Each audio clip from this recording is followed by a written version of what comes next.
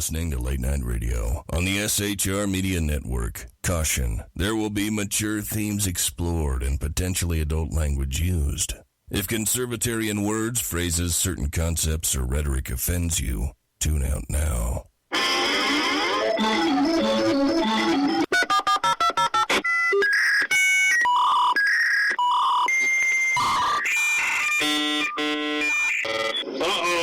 Guess what day it is? Guess what day it is? Huh? Anybody? Julie, hey, guess what day it is? Oh, come on, I know you can hear me.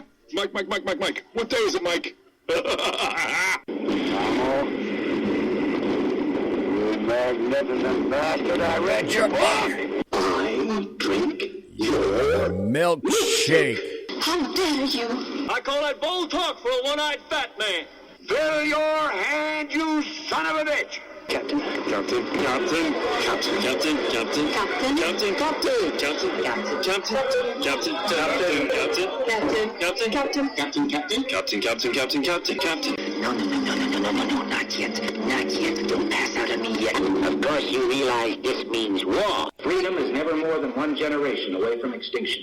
We didn't pass it on to our children in the bloodstream. The only way they can inherit the freedom we have known is if we fight for it, protect it, defend it, and then hand it to them with the well-taught lessons of how they in their lifetime must do the same. And if you and I don't do this, then you and I may well spend our sunset years telling our children and our children's children what it once was like in America when men were free. I have come here to chew bubblegum and kick ass. And I'm all out of bubblegum.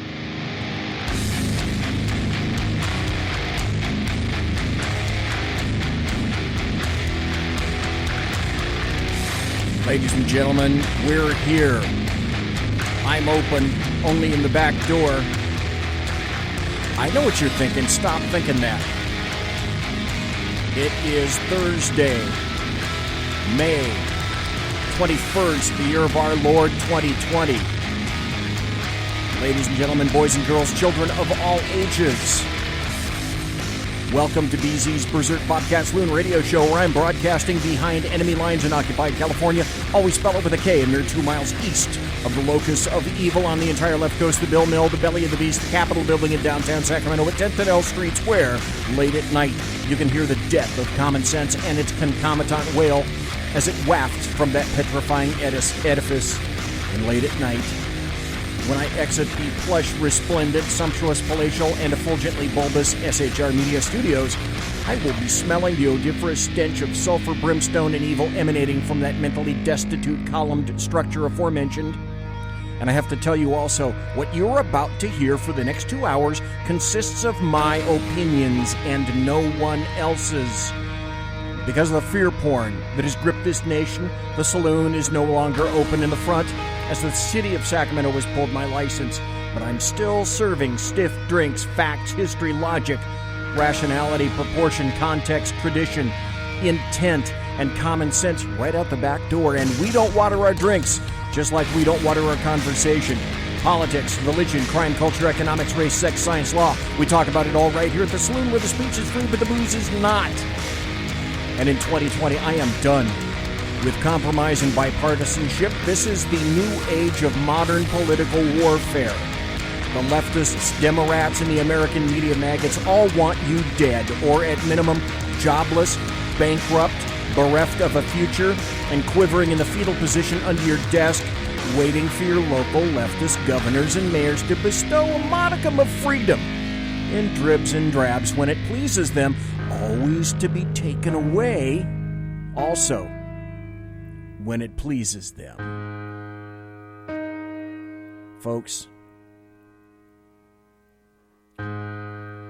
if our Constitution and our Bill of Rights don't prevail, we have absolutely lost this nation, and it won't be coming back. Because if we lose freedom here in the United States of America, where else are we going to find it around the planet? And the answer is, it's right here, and it's ours to lose. Tonight in the first hour, we are going to be speaking to Randy PURHAM. And, just hang on a second.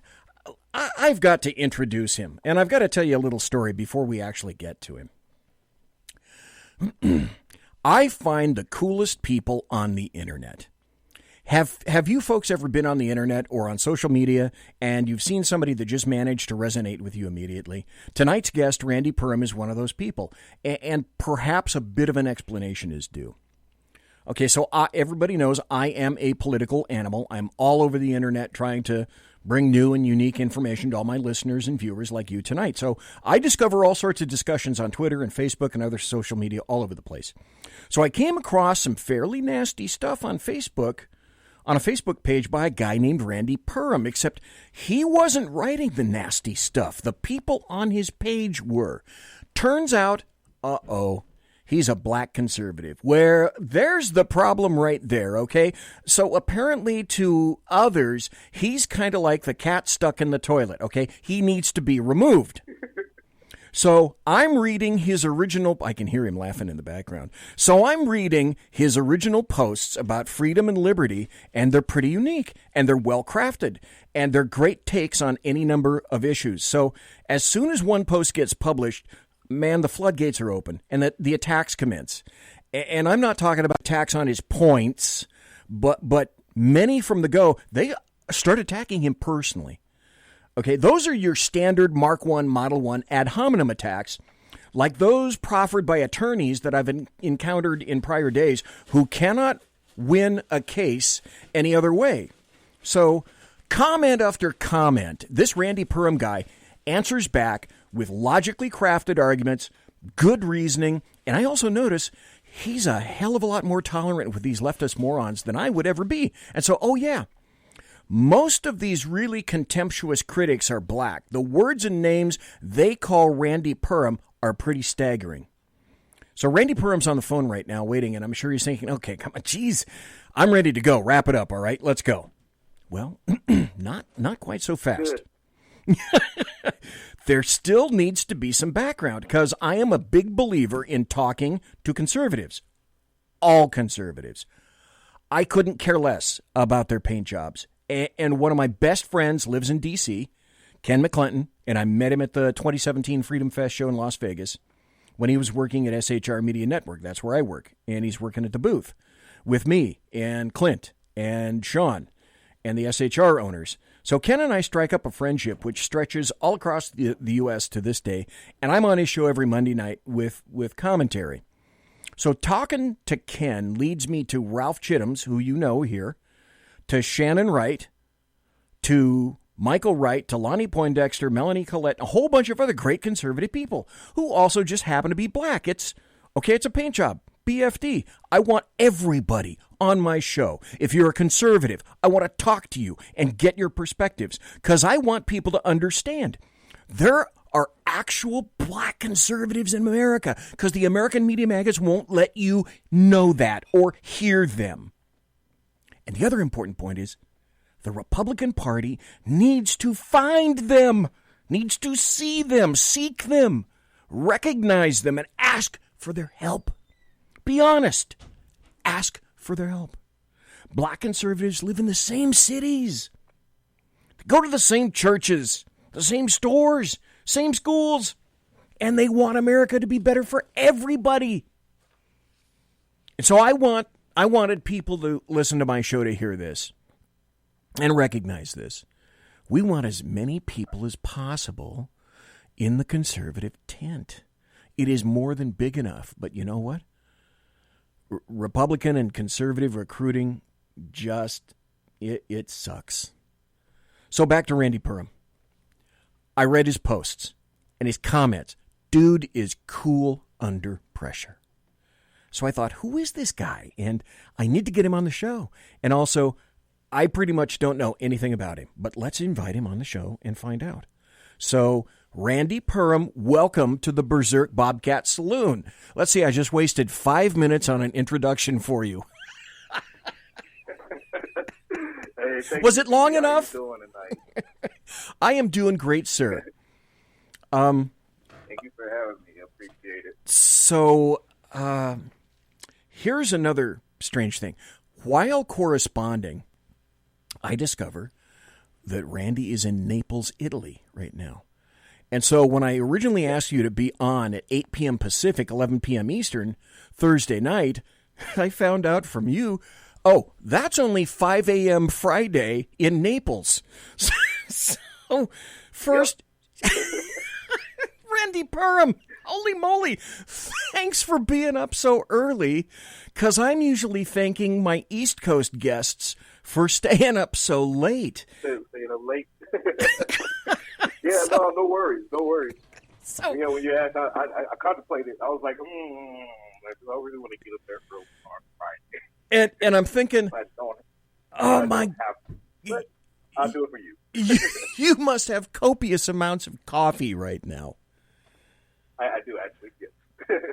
Okay, I'm going to get to this, but I may as well do it now. Are you vacationing? Vacationing? That's a new word. Are you vacationing in Naples, Italy, or do you live there? I actually live here. I'm stationed over here. I'm still active duty military. Okay. Army. U.S. Army. I'm stationed here. We're starting to get over this whole COVID-19 lockdown thing.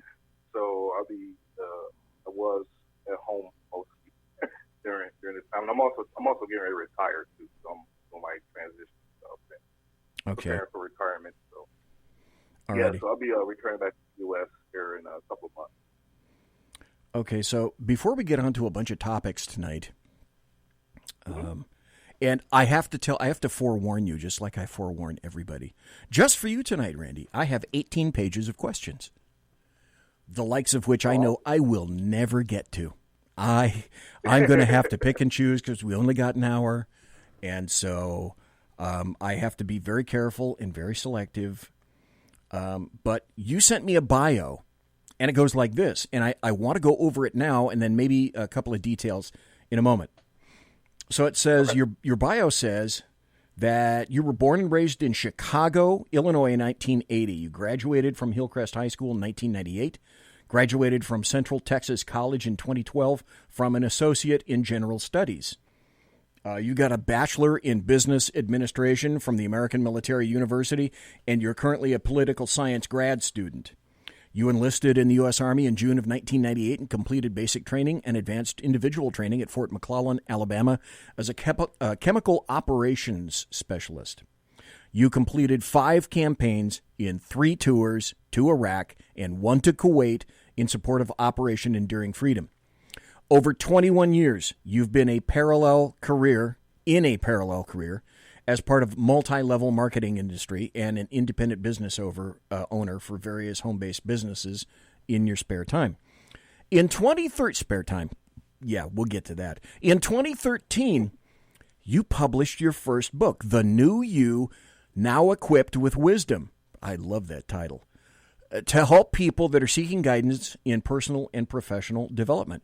You served as the commander of VFW Post 12159, Naples, Italy, and the District 1 commander for the VFW Department of Europe. You are currently communications director and committee advisor for AMU APUS Political Science Scholars Chapter and internet TV host for The New with Randy and April on TECN, the Exceptional Conservative Network. And you were indicating, as you just said, when you retire in 2020, you plan to pursue politics as a U.S. representative. We will definitely get to that. Randy married April Smith PURHAM. You guys got 6 children, Gayla, Brianna, Quiana, Damian, Skylar, and Mackenzie. Did I pronounce them all correct? Yes, you did. Okay. Ding. Good for me. Your personal philosophy behind everything, I love this, is inspired by Zig Ziglar. If you help enough people get everything they need, you'll have everything you want. So here is what I have concluded, Randy PURHAM. You are the consummate underachiever. I concur. Concur. Maybe some... I found myself... I'm sorry, I find myself not doing enough. Yeah. I find myself not doing enough. It's like, man, I'm bored. What the hell? Maybe someday you'll actually do something with your life. Well, that's okay. Yeah. That's a lot to unpack. So let's start at the start. What was it like growing up in Chicago?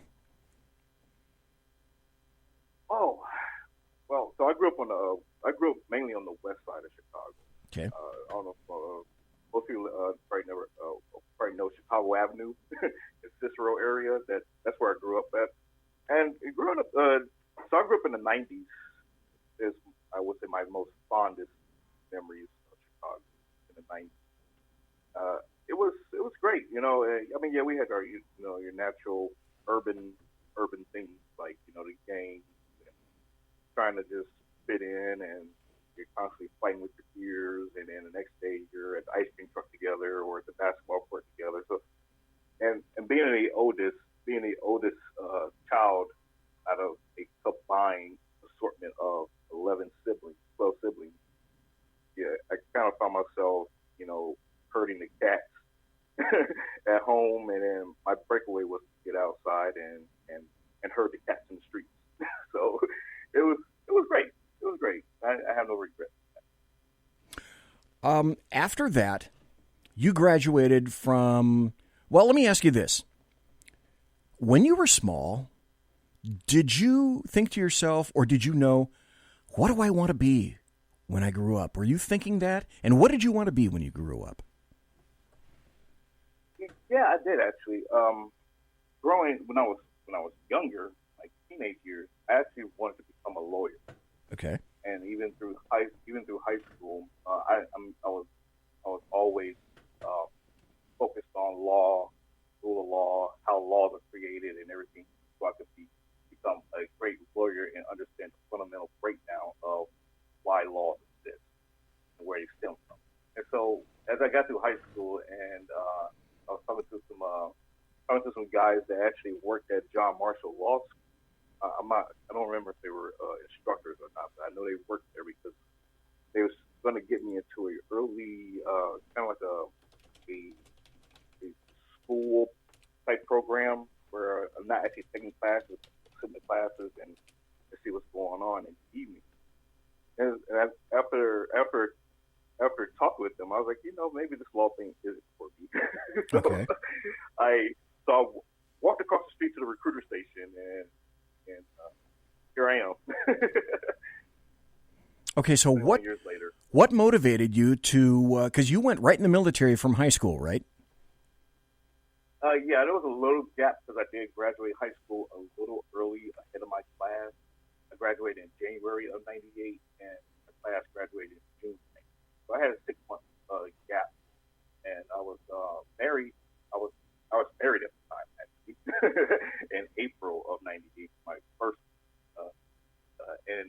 So I was working some odd jobs until it was time for me to go ship off basic training. And I wanted to always serve in the military anyways. Okay. And I figured I was going to go into the military one day as either going into the law profession or doing some G.I. Joe type of stuff. But the recruiter convinced me to become a chemical guy because he said, "Have you seen the movie The Rock with Nicolas Cage and Sean Connery?" I was like, "Yeah." Well, you'll be doing that exact same stuff. I haven't seen any of that yet. So when I see that old recruiter, he will get punched. But it was great. I thoroughly enjoyed the time. Okay, I noticed that you got your BA in business administration, and then it said you're currently a graduate student in political science. So that's obviously, to me, going somewhere. So the next obvious question is, are you a political kind of guy? And if you are, I am. When did you think that you start to become aware of politics? So, yes, I have a business administration degree at AMU, and I'm still with AMU, American Military University, in my grad program for political science. My political awareness actually sparked during my high school years. I was actually in the debate club also in high school. So, and that's what kind of like spurned around becoming a lawyer. And so I guess you could say it kind of ran synonymous because being in the debate club and and debating points. We just get random topics and we just debate about it and have to do research and everything else. So it kind of ran congruent with my political interest because I did work on political campaigns or political events, like working the polling booth and stuff like that for extra credit in high school also. So I kind of already had an awareness and an understanding of politics, even back as starting my freshman year. And so it as the years went on, it grew more and more passionate. I became more passionate with it over the years. And so deciding to go into politics, that actually struck me probably, I'd say about 10 years ago.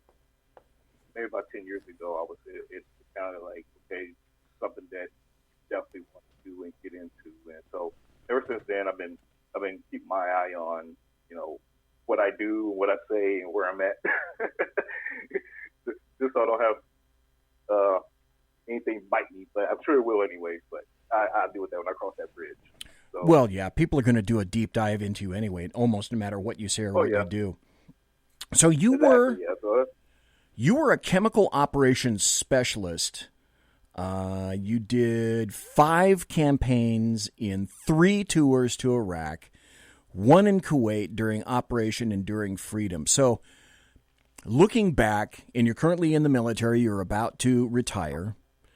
Looking back, Randy, and folks, I'm talking to Randy PURHAM tonight. He is a conservative soldier, patriot, I would consider to be a great American, thinking about running for Congress. Oh, hey, what state, Randy?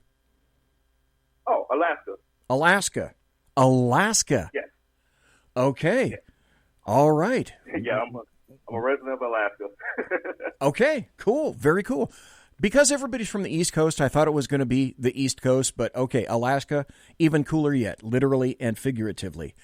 Of all of those things, and where's my manners? Folks, thanks to Janice for being in Facebook chat, and Jeremy for being in Facebook chat, and Marcia for being in Facebook chat, and thanks to Alaskan and Simone being over in SHR chat. Thanks for being here. Randy PURHAM, what do you think overall some of the lessons would be that the military taught you that you can apply now and in the future? Patience.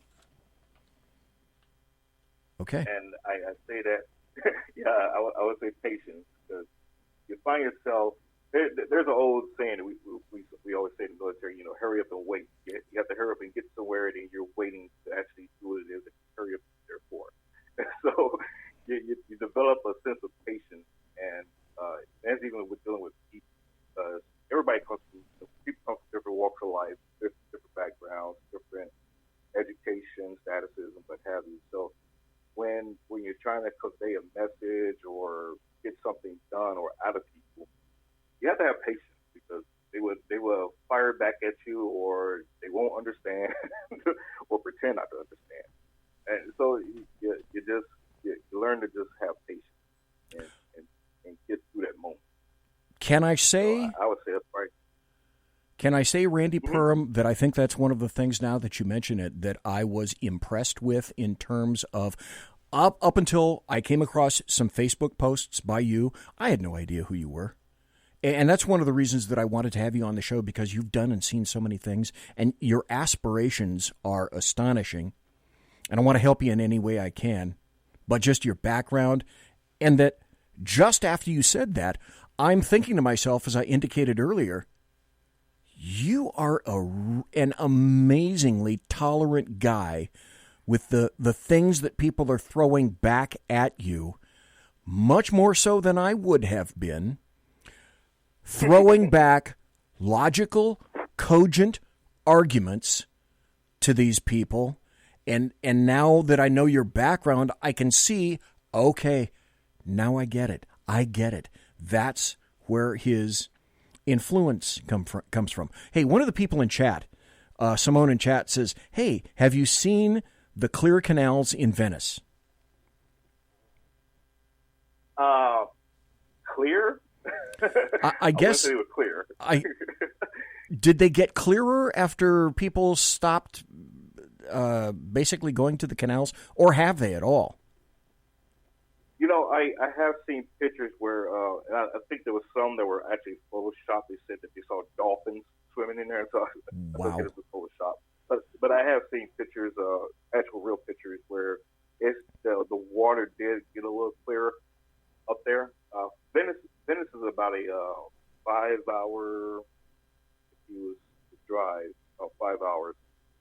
Plane ride is about 2 hours. So by train, 3.5, 4 hours away from.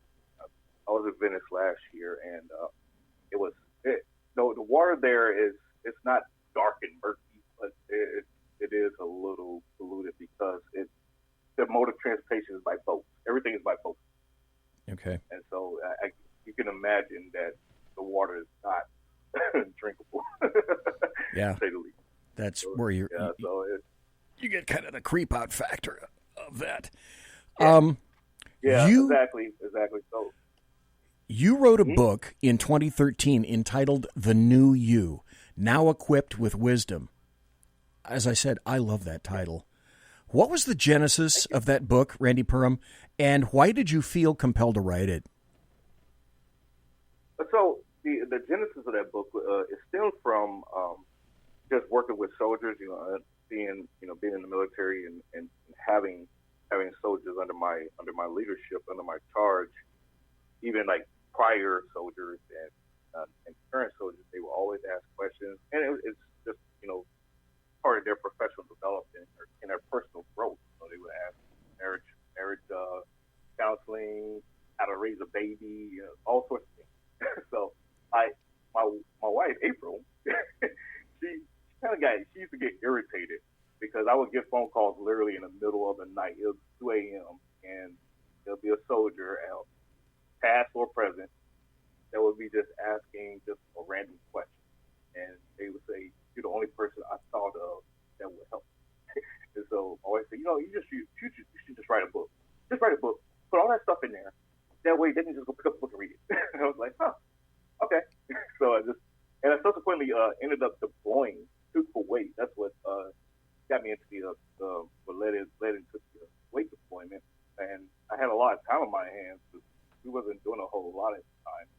And I just cranked out the whole book in 6 months and just threw everything in there. And it's geared towards a person coming out of high school, basically, and whether or not they want to go into the military or pursue a civilian path. And it gives this tip on both directions, all the way up to retirement.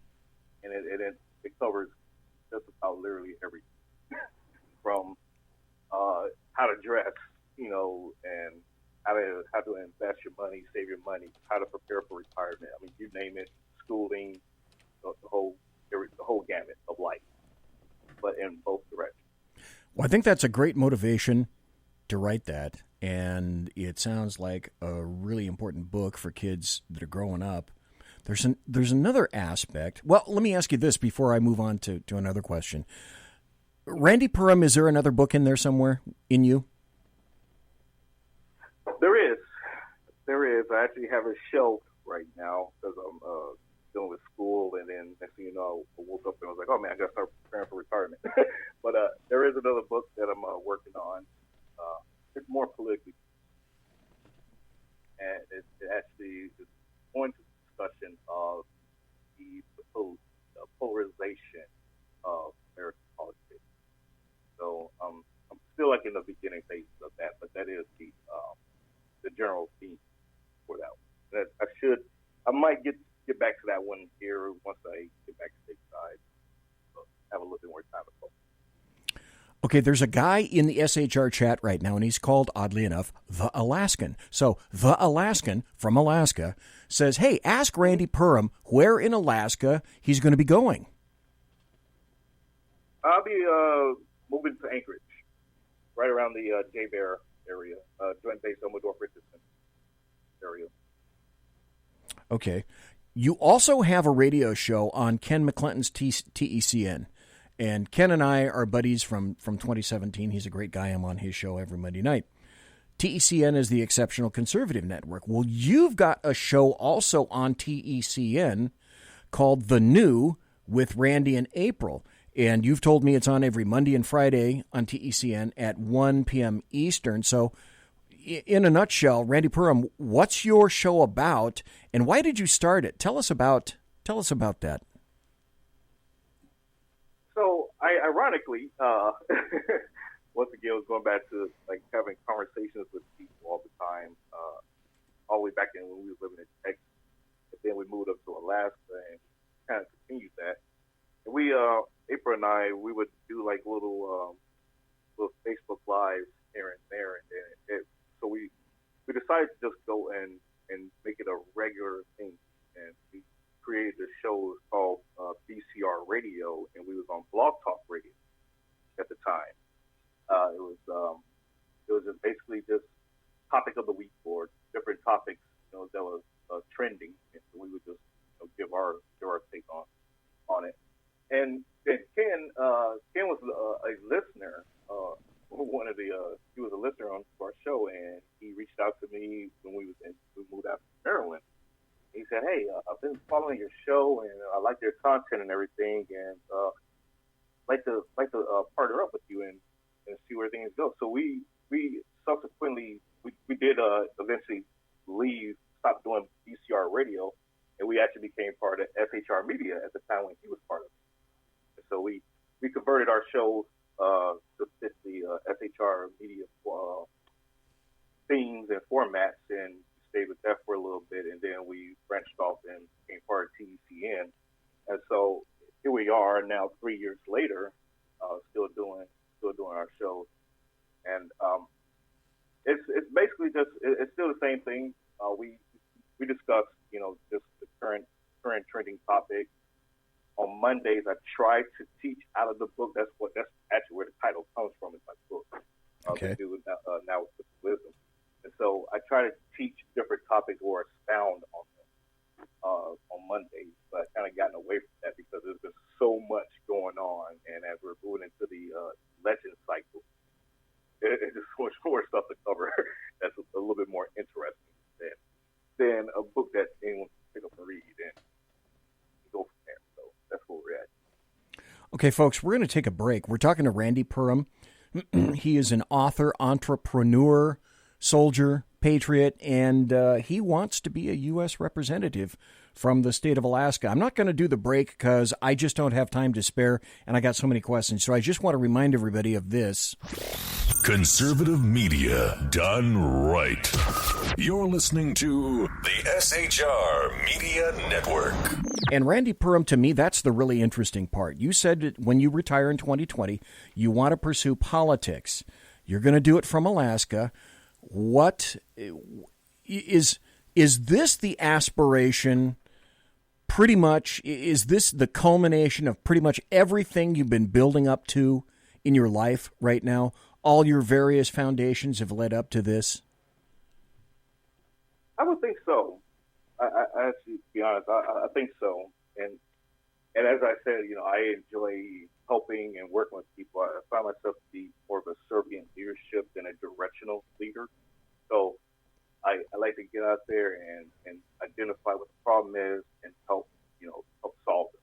And so my decision to run out of Alaska is more incidental than intentional because moving around so much in the military, whatever state you pretty much land in, you find yourself becoming a resident of that state, whether it's for tax purposes or whatever the benefit. And so when we moved to Alaska from Texas in 2012, I immediately fell in love with the state. I was already excited about getting that assignment because I always wanted to go to Alaska and just check it out. But I fell in love being there, and I was kicking and screaming when it was time for us to leave there, and I was trying to actually stay there and retire from there. And I thought, I don't care what job you give me, let me just stay here for the next 2-3 years so I can retire. They were like, no, you have to leave. So I kept my residency in Alaska because, once again, I love the people there. I love the state. So I figured that I would have enough residency time established by the time I did retire to actually qualify to run for the state and for the U.S. House of Representatives out of Alaska, which is only one seat. So I already already have an uphill battle to face anyway. But okay, we'll get to a bunch of stuff on that. I've had Brandon Strock on the show a bunch of times. He's the creator of Walk Away. And another similar hashtag is Blexit. And I think I know the general answer, but I'm going to ask you anyway. How much written and verbal heat have you taken in your life for being a conservative? Oh, wow, a lot. A lot. I get it virtually daily in some platform, whether it's Twitter, Facebook, Instagram, in person. And it's actually calmed down a little bit. It was just the COVID thing's been going on. It's kind of like calmed down on that a little. But I've been experiencing that almost my entire life. I would say even all the way back in high school, because I was kind of like the dirty type. So I would get called a coon and wanted the Oreo and stuff like that, even back in high school. And so it's nothing new to me, and it doesn't faze me. It doesn't bother me. You know, it just shows the level of ignorance that a person has to stoop to because they cannot articulate themselves to exercise their point. So. Now, on this show, when people make salient points like this, I go, and you just nailed it, Randy PURHAM. So I got to ask you this, and you don't have to answer. Did you vote for President Trump in 2016? No, I did not, actually. Okay. So it was once again kind of like one of those typical things. I won't say he was a friend of mine, but I did know of him. I knew him. We interacted a couple of times. His name was Daryl Castle. He was running for president at the time. Okay. So it was one of those offshoot ballot names for president. And so I was kind of like being funny with myself, but I was also kind of like, I said, oh man, I know Daryl. Yeah, I'll go ahead and throw in my vote for him. I knew it wouldn't matter anyway. The state of Alaska was an absentee ballot. I knew that Alaska's a Republican state, so I knew that it was going to go towards Trump. It was one of those. But I do support the president. On the ballot, whatever. Okay, so let's get into politics right now. Folks, I'm talking to Randy PURHAM. He's an author, entrepreneur, soldier, patriot, conservative. You just heard what that's done to his life. And he wants to be a representative from the state of Alaska. So in terms of politics, that's basically what it's going to be now until the end of the show. What are your thoughts, Randy PURHAM, about that Mueller investigation involving Russia collusion, the dirty dossier, General Michael Flynn, Ukraine impeachment, all that kind of stuff? Do you have any general thoughts about that? I do. All of it to me was, I knew from Jump Street, actually, when they first started, when President Trump decided that he was going to run for politics, and when President Barack Obama at the time, like, this guy would never be president, you saw the snowball effect. That was the catalyst point, I would believe, that kind of created all of it. So when Hillary Clinton got involved or started her campaigning and paid for the dossier, and they started all of a sudden having these investigations into all these different characters of people that was part of the Trump campaign, I knew from jump that they was going to create something. There was just too much work being done for it to just fold into nothing. And I find it quite sad that the Congress of both times actually fed into this and didn't see right through this stock. So it's quite sad to see how the Obama administration politicized both the IRS, the FBI, the CIA, you name it, the FISA courts, the abuse of that, just to try to hinder or stop a political opponent. And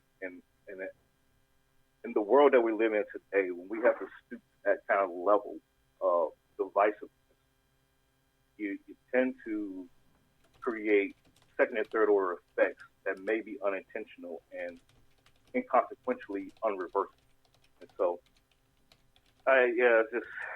it's sad to see it unfold, and I'll be happy to see how this ends, and hope that no other political person have those things like. My conclusion about all of that was, this is a soft coup against a presidential nominee, a president-elect, and a sitting president. And you've given your opinions about that. So let's talk about your potential campaign, because the guy that's in SHR Media chat right now, the Alaskan, is talking to me about a guy named Don Young. So he says, ask Randy if he plans on going after Don Young. And he said he has been holding this seat since 1974. So is that the guy that you're going to be targeting? I would not say target. That's a harsh word. Well, is that the guy that you'll be running against? Yes. Representative Don Young, great guy. I know him. We did a couple of events together when I was living in Alaska. Great guy and everything, but he is quite old now. Yes. And he's been there forever and a day. So I would like to usher myself in and potentially replace him, because I think Alaska needs younger blood there, in terms of being there a representative for the people there, and someone who can actually be on the ground, get around, and help out. Not that he doesn't, but like I said, he's older. He's been in office 40 plus years now, and so it would be. I think it's time that he retires and I take over. If it's the will of the Randy PURHAM. I'm looking at his bio. He's 86. This is, folks, I hope you're sitting down, and Randy already knows this. He's served since 1973. This is his 24th term in the House. 24th term. Holy moly. So are you in the process, I can only assume so, are you in the process of crafting your campaign? And if so, what is it that you're going to indicate to people that you're going to be bringing to your candidacy that this guy won't, can't, or doesn't have? So the first part of the question, have I started the process? A little bit. I have created a Facebook page. I don't put too much activity on there right now, as I am still in the military, so it's kind of blurring the lines a little bit there. But I have been working on building my my platform for the campaign, and it's mainly just my campaign is going to be geared towards, hey, it's time to change things up. Like you said, he's been in office for 40 plus years, 26 cycles, and there's nothing. He's a great guy.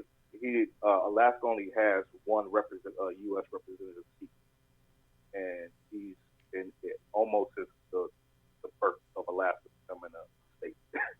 So and I just think that coming in, he's mid-80s, almost 90s. I think it's time to look towards having somebody younger come in, a fresh pair of eyes, and being able to be on the ground to help people and take the issues back to Washington, D.C., and continue to fight. Randy PURHAM, I have 5 sort of big overarching areas that I'd like to run by you and see if you think that these in general would be a good idea. And I've said this for quite some time on my blog and when I'm on the show here. One of the first things that I'd go for is what I call the Equal Application Act. And what that means is that every federal law created it's going to apply to every federal employee, no matter their age, their sex, or job, or title, or position, or hours. No federal employee, no federal contractor is going to be exempted from any federal law. Not politicians, not judges, not clerks, not lobbyists in federal employ. No exemptions for everybody, period. You either apply the law in a blanket fashion or you don't consider it at all. Would you go for my Equal Application Act? Yes, absolutely. It should be that way anyways. Okay. I feel the same way about that as well. But this is where we find ourselves conflating the application of the law because of status. Because of a person's status. Well, we can't do that to them because they're this, or we gotta let her slide because of this. And I don't think that's right. If there's a law and it calls for whatever it may call for, it should be applied. This is why we say that justice is blind. It should be blindly applied to everybody, and not just because you have certain status. That's always. Okay, my second one is called the Tort Reform Act, and it revolves around two words: loser pays everything. Would you go for that one? It would depend. It would depend. Okay. We have to be careful with that one because we're talking about civil suits and what have you. Some are just outright frivolous. We all know this, and depending on the judge and the if you have a lawyer involved, you might find yourself in a bad boat that day. And although you should have won the case, you end up losing, and now you're being slapped in the face twice by not only losing the case, but you also have to pay for it. So I would say it would be situational. Okay. That is more than fair. Here's my third one. I call it the Transparency in Bills Act. And that's this. Each bill is going to have one fundamental topic. There's not going to be any riders, no confusion, no attachments, no hanging something about military spending on a bill about ducks and geese, no trying to slide something stupid surreptitiously through some kind of bland bill in the dead of night. One bill, one topic, period. Your thoughts? Yes. I love that. And that was actually I totally support that because that was actually something that I was fighting, helping someone fight in Maryland about time, keeping around with talking to politicians about introducing legislation. I believe it did end up getting introduced and it got shot down to reduce or to eliminate, I should say, having pork in different bills, unnecessary things for adding things in there, like you just said, that have nothing to do with. So that's where a lot of the bills end up dying. It could be something, topic itself could have been something that would have been widely supported, but then it ends up failing in the Senate or failing in the House because there was one paragraph in there about, oh, by the way, let's add in $1 million for the Girl Scouts cookie fund. It's like, what does that have to do with this? And so I agree. That should definitely be some very, very strong legislation. I would also submit that causes a lot of conflict in politics, particularly with regard to the citizens who see and understand what's going on, and that causes, in my opinion, mistrust. Let me go to the fourth one. The fourth one is what I call the Truth in Budget Act. What that means is monies that get acquired through, a given bill are going to be held only for that bill. No more mixing or stealing or moving cash in the dead of night from one fund or account to another. Encumbered funds for one bill remain in a given account. No stealing from Peter to pay Paul. Taxpayers expected a given politician or a given bill or act to fix, fill in the blank with that cash.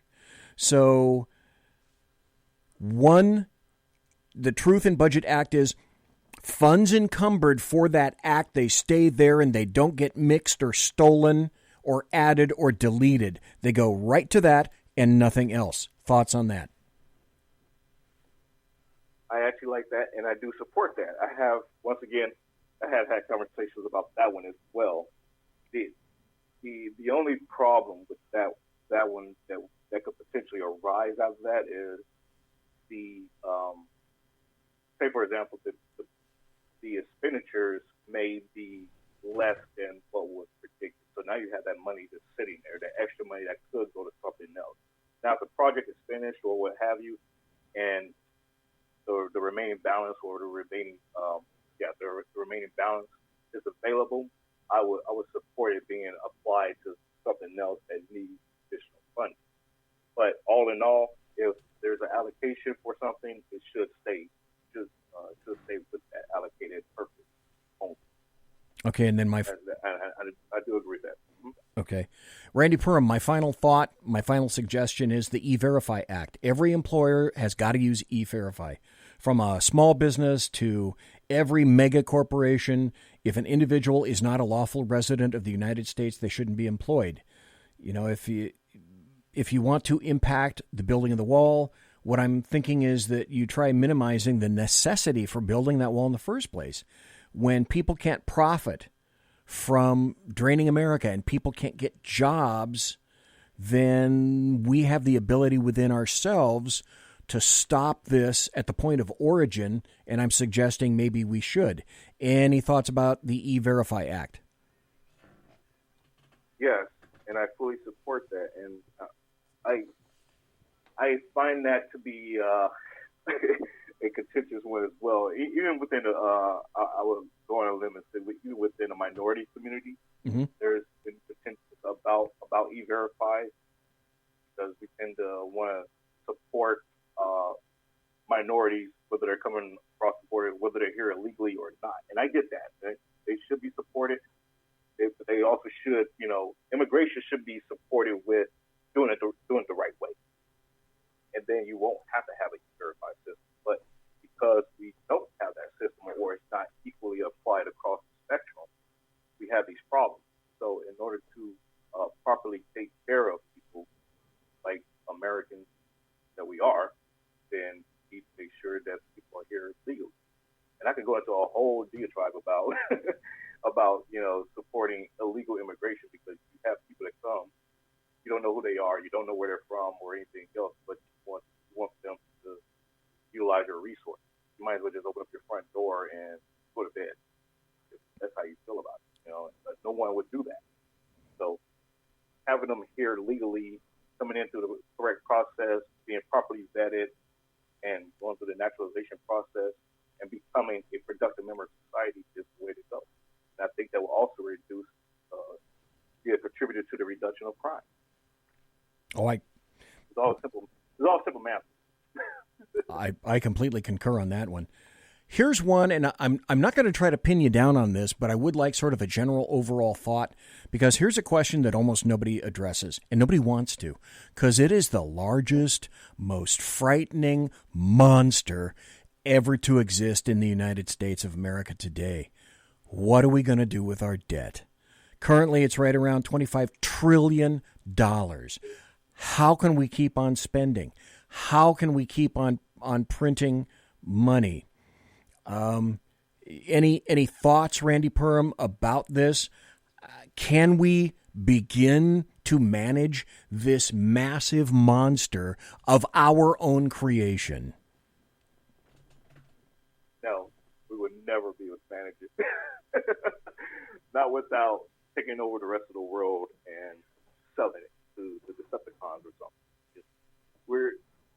This hole that we have dug is here to stay.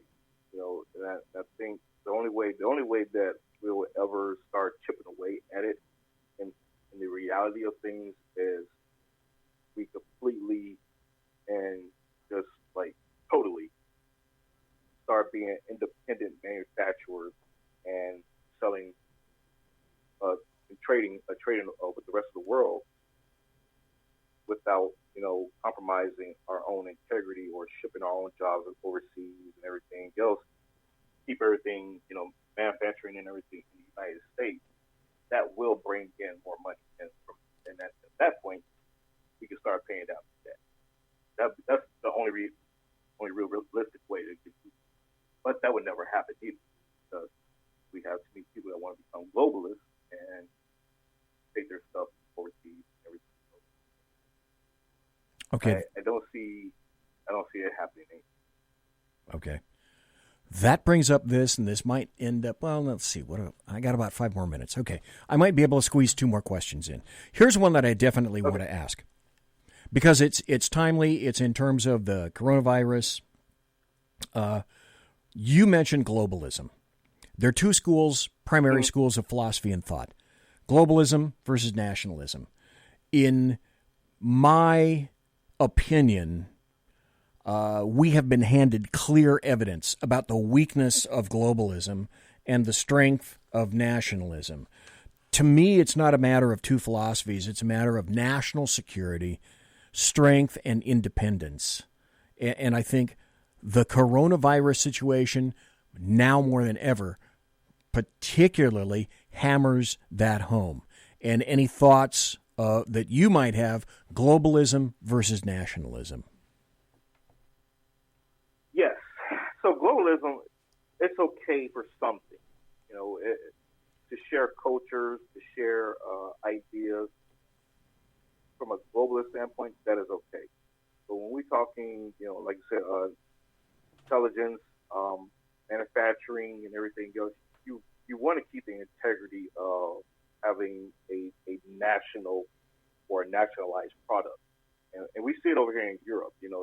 Over here in Europe, you see made in Germany, made in Italy, made in France. They're very proud of what the things that they do produce. And it's not, when we look at it from a political standpoint, we hear nationalism, people automatically think of some kind of supremacy. And it's not the case. It's just having a national sense of pride of what you're producing by putting your label. And in terms of the manufacturing side of the house and trade, that is okay. That'd be a nationalist in that sense. Now, like I said, for a globalist, it's okay to converge and meet with others and exchange culture, because we're all a melting pot. I have yet to run across a pure race of anybody. Right. Except for Norway is kind of questionable. When I was up there, it's kind of pure, but there's a population up there. So that's why I see it from that perspective. Okay, one final question for you. And then I'm going to say thank you for being here, because you've been here early for a full hour. That's this, China. China is a problem. What are we going to do about China? Our current dealings with China, I believe that they're untenable, and they place way too much advantage in the hands of China. In my opinion, China is our greatest threat. It's far greater than Russia. China is advancing hacking towards stealing whatever it is that we're doing. And especially these days, we're discovering that they're trying to hack whatever it is that we're working on in terms of a COVID-19 vaccine. And I think their goals are clear. So at one end of this spectrum, if you talk about the Chinese, people immediately call you racist. That's an issue in and of itself. But any thoughts about how can we norm things regarding China, do you think? Randy PURHAM. I would say probably the best solution, or one of the best solutions, would be to totally sanction the shit out of them. Okay. and cut off trade with them, at least for a while, until they realize. So their economy is already hurt, and when you're hurting, when you're a hurt dog in the corner yelping, you start doing the various things to get back in the fight, and this is evident of that right now with their actions. They're a hurt dog in the corner, and they're looking to find ways to get back into the game. And so as long as the United States and the rest of the world, for that matter, continue to put pressure on China, they will eventually cave in and conduct themselves accordingly. Because even we see right now, Australia is starting to reduce their trade with them as well. Yep. And Taiwan and Japan, they're talking of pulling back also, and they're right there. So I think once everybody across the world comes on one accord and decides, hey, we're not gonna deal with China anymore, then they would have no choice but to conform to the global standards that we're trying to set. Okay. Randy PURHAM, I've really enjoyed you having you on the show. Would you ever consider coming back? Thank you. And yes, absolutely. And of course, the closer you get to your campaign, let me know, and I'm going to definitely have you back for that. And here's why. We need to support local folks. Shannon Wright is a radio host right here on the SHR Media Network. She's running for mayor of Baltimore this coming Tuesday, November 3rd. We got to vote for her. And soon, I think, we're going to have in Alaska Randy PURHAM to vote for as well. So, Randy PURHAM, thank you again for being so gracious with your time. God bless you, sir. Take care and be safe. Thank you for having me. God bless you. God bless you as well. Thank you. Talk to you later. Thank you, sir. Okay, so it's now 6 o'clock where he is, 6 a.m., and it's Thursday here. Well, no, it's Thursday on the left coast. It is Friday on the right coast because like 1 minute after midnight. And that having been said, I'll be right back after this. Conservative media done right. You're listening to the SHR Media Network. From a public locker inside a dilapidated Long Island rail station comes a show designed to piss off liberals using truth, facts, and ridicule. The Lid Radio Show, featuring the conservative voice from the People's Republic of New York, the Lid himself, Jeff Dunitz. Tune in every Wednesday at 2 p.m. Eastern, 11 a.m. Pacific on the SHR Media Network. Go to shrmedia.com. At Lid Radio, we fight for the truth, justice, and a good kosher T-bone. If you don't listen, Hillary Clinton might sneak into your bedroom in her housecoat late at night and blame you for her election loss. It's the Lid Radio Show with Jeff Dunitz. Hey, are you guys listening? This is Shannon from Right Way with Shannon and Mike in the AM on SHR Media. I know you've been wondering where we are and what's been going on. Well, folks, that's right. We're back. So please join us 7 to 9 a.m. Monday through Thursday on SHR Media, on Spreaker, iHeartRadio, and Spotify, and Facebook Live at 11 a.m. on Right Way with Shannon and Mike in the AM at Facebook. You don't want to miss a minute. We've got lots of guests, lots of segments, and lots of interesting things. And let's face it, there's nowhere for you to go, so you might as well tune in. Again, Right Way with Shannon and Mike in the AM. We're back live on the air on SHR Media, 7 to 9 a.m. Monday through Thursday, audio and Facebook Live, audio and video. Yes, we are going to do video. Facebook Live, Right Way with Shannon and Mike in the AM. Hope to see you soon.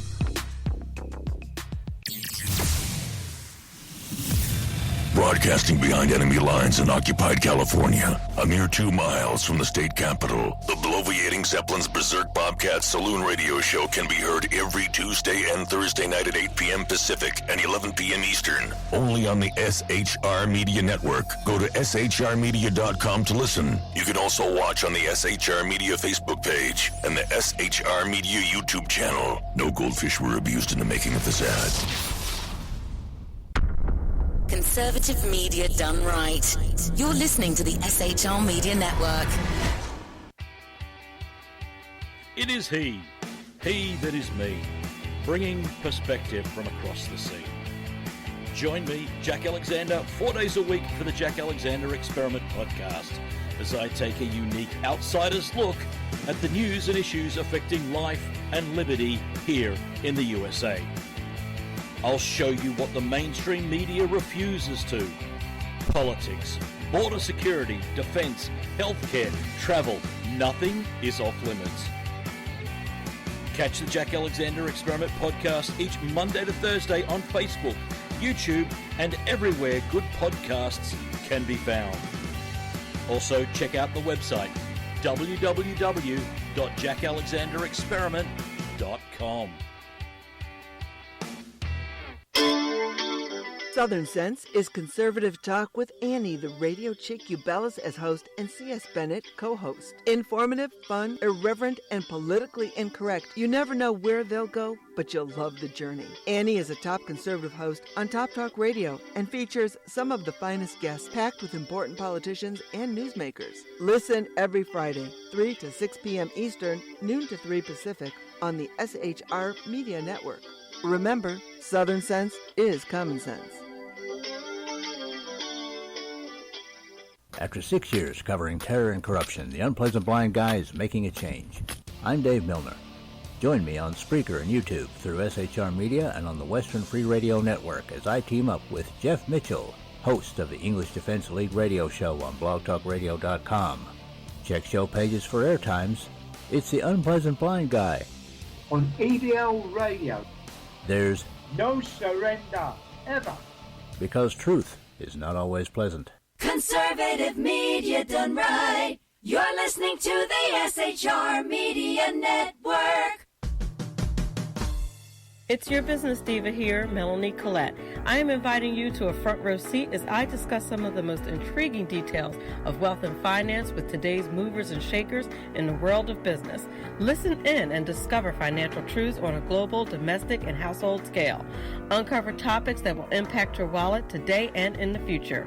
Money Talk with Melanie airs Monday through Friday, 5 p.m. East, 2 p.m. West, right here on SHR Media and High Plains Pundit Talk Radio. You can't afford to miss it. Conservative media done right. You're listening to the SHR Media Network. Ladies and gentlemen, boys and girls, children of all ages, thanks for listening tonight.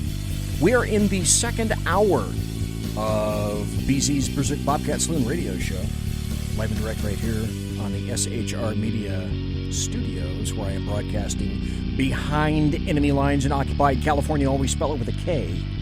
In the first hour, we had Randy PURHAM. He is a soldier, entrepreneur, author, and wants to beat Don Young as representative, essentially for the entire state of Alaska. I hope he does it. As was pointed out by Boyd in the Alaskan in SHR chat, and also by Boyd in the Facebook chat. And thanks again to Janice, Jeremy, Marcia, Boyd, all the folks that are in the chat. Oh, Melanie was watching there for a while. Appreciate that. Thanks for being here. If anybody wants to call, I'm going to play about, let's see, what is this? About 4 or 5 minutes of a video that is gone, and I happened to capture it. And I decided, okay, I wasn't going to play it this week. I was going to play it next week. But then I was thinking, okay, if my Audacity thing crashes, it's a program that I saved it on, I'm going to play it. But after I play this, and it wasn't in keeping with my train of thought that I was going to go for tonight. I was going to talk about happy stories, some of the breaking news, go into California, always spell it with a K. And then this guy is a rancher by the name of Shad, S-H-A-D, Sullivan. So I'm going to go to him now.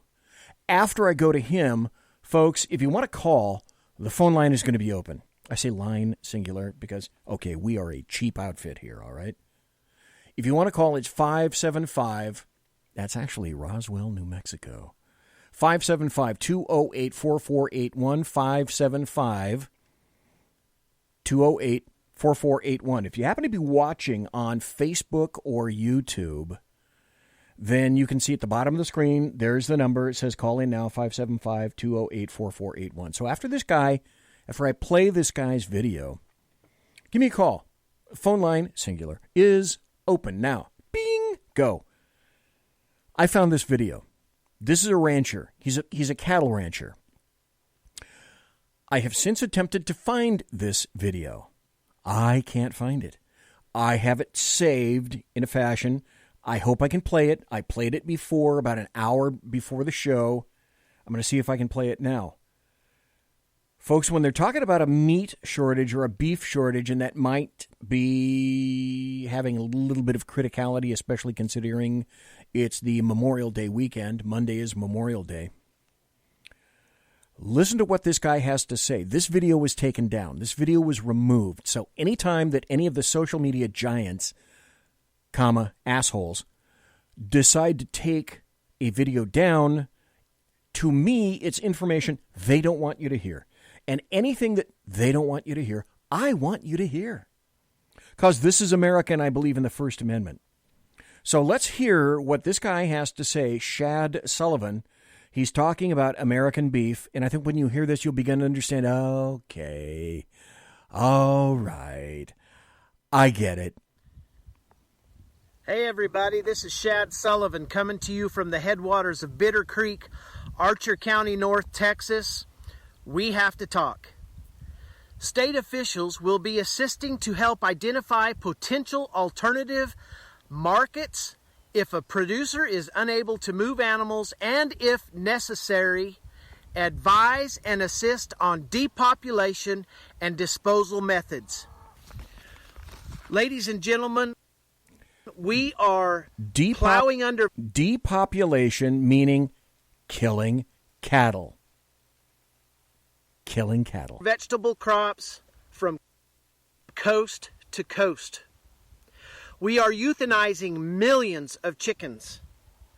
We are aborting sows and burying feeder pigs. We are dumping milk by the hundreds of thousands of gallons, and now they are preparing us to depopulate the fat cattle ready to harvest because of a bottleneck created by the effects of COVID. This thing hasn't been created by COVID, but the effects of COVID and the logistics therein. We are in trouble. Our food supply is in trouble, and I am appealing to producers and consumers across the nation to start calling. Yesterday, the first shipment of imported beef from the country of Namibia hit the shores of the United States of America. And yet this morning they are telling us to prepare to euthanize harvest-ready cattle. Okay, stop here just for a second.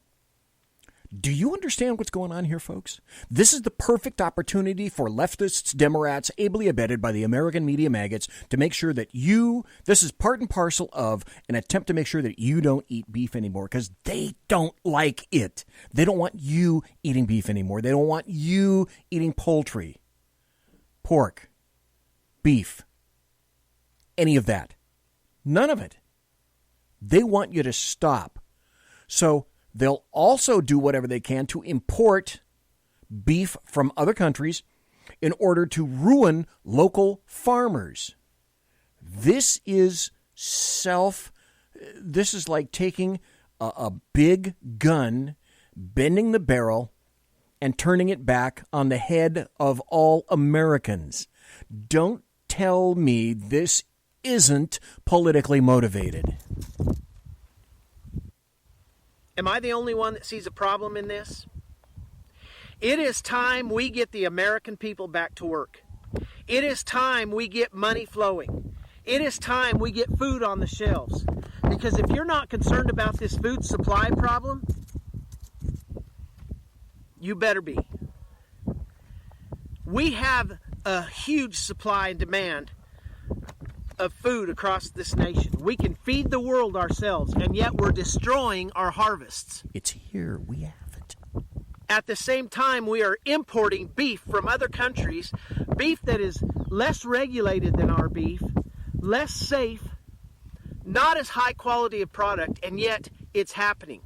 At the same time, they are preparing for us to euthanize our harvests. Does that make sense to America? For the last 10 years, we have been pressed to be sustainable. I've said all along, sustainability is a fraud. And right now, we're being forced to destroy our harvests. That's insane. That doesn't sound like sustainability to me. But it is part of the overall goal to vertically integrate your food system. You see, they cannot have control of the people unless they have control of the food, the water, the land, production. It is time we get back to work. It is time the American people force the government to listen to us. We are of, by, and for the people. This is not Nancy Pelosi's country. This is not Donald Trump's country. This is your country, and you're going to go hungry. We must get regional and local packing houses up and going. Do we have to have those big packing plants? You bet we do, and they need to be running right now. We need help. You as a consumer are in trouble. My dad told me years ago the best thing that would happen to America is if everybody had to sit in the dark, cold, and hungry, and that would wake them up. Well, I think it's coming. We're in a dangerous position, ladies and gentlemen. We need to get inspectors into these small plants. We need to get better inspectors. We need to get going on this today, not tomorrow, today. You need to be calling your legislators. We need to be opening up the country. Your food supply is in danger. Ranchers are going broke every day. We're doing all we can to stay here. We are in crisis in America. This is a crisis. This is a national crisis. And everybody's just sitting back enjoying their time off, enjoying that $1,200, not knowing that overnight you're going to go hungry. It's coming. Ladies and gentlemen, we need your help. We need your help today. Everybody, all hands on deck. It's time. We need you to go to demandUSAbeef.com, sign the petition for country of origin labeling. People want to know where their food comes from. I don't want any beef out of Namibia. I don't want any beef out of Brazil. I want my own beef. I'm blessed to be able to eat my own beef, but a lot of you aren't, and you need the freedom to choose your product. Demand mandatory country of origin labeling. Demand that these people get back to work. Where have our patriots gone? Where are you? I ask you that today. This thing's going to be incredibly tough overnight. It's already tough. You think the shelves were empty 2 weeks ago. You just wait. We have a bottleneck in this processing facility and the logistics in this transportation system of our food supply. You think we're not in trouble? We are. I'm sorry. My tone is so bad. I'm so upset. But we have got to get this going today, ladies and gentlemen. We appreciate your support. Producers, start reaching out to consumers. Forget these associations. Forget all of the corrupt bullcrap that's been going on. We got to put a stop to it too. It's time. My apologies for my tone. I'm worried about my country. Try to make it a good day, you guys. That's the video that you're not going to hear ever again. You might be able to find it. I found it 2 days ago. I looked for it yesterday. I made a copy of it myself because I've already noticed that and I'm going to have a big special report coming next week about why we're not open and the science or the lack of science behind why we're not open. But I wanted to play that for you. I decided I was going to play that for you tonight because it's going to disappear. It's going to disappear once again. Now, I wanted to talk about, I've got so many things to talk about. Alaskan gives me so much crap because, dude, why don't you just make it a 3-hour show? You know, every Tuesday and Thursday night, make it a 3-hour show. I don't know if I can make a 3-hour show out of it. There is going to be news. News is going to be coming. I'm going to start with New York. Going to be telling you some things that you might not have known about New York. And then I'm going to go into some happy stories. Then I'm going to be talking about California. Always spell it with a K. 12, 11, 10, 9, ignition sequence start. These are the news stories you need to hear. 2, 1, go. I will build a great, great wall. Stand by for news. Did you hear this? This is from Market Watch. I wanted to talk to Jeff Dunitz about this Tuesday night. This is a lovely thing. New York City Health Commissioner rejects NYPD's mask request. Her quote was specifically, "I don't give two rats' asses about your cops." Right. The New York Police Department requested 500,000 surgical masks from the health commissioner. That's an urgent NYPD request. They're on the front line every day, every hour. So the health commissioner blew off their request for those masks, telling a high-ranking police official, and this is again a quote, "I don't give two rats' asses about your cops." This is Dr. Oxiris, Oxiris.